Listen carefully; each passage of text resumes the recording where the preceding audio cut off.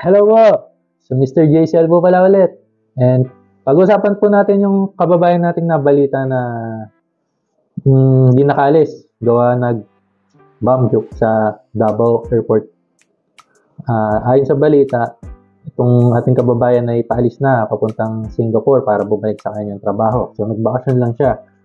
And nung nasa check-in counter na siya, tinanong siya kung may babasagin. And yung sinabi niya is, wala naman. Bomba lang daw. And sa mga OFW, hindi po magandang gawin yon yung mag-bomb joke. Hindi po magandang gawin yon dahil magkukos to ng panic sa paligid mo at sa isang lugar, magkukos to ng pagka-delay. Kunyari, pagka-delay yung flight, pag ganyan.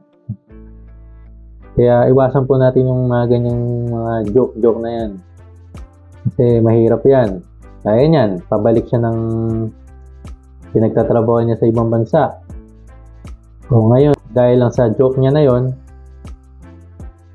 na nasira yung kanyang plano or pangarap. Siyempre kasi makukulong siya, di ba? So sa biro niya na yon, maaari siyang makulong, manghigit sa 5 taon, di ba?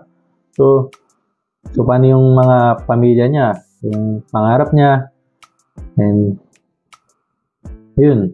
So sa mga OFW, huwag po natin gagawin yon dahil masama po yun. Hindi lang po sa airport, kahit sa establishment po, huwag po natin gagawin yun. At kahit sa lugar, huwag po magbibiro ng ganun dahil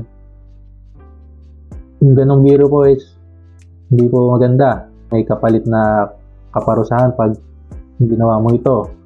And damay pa pati trabaho niya, di ba?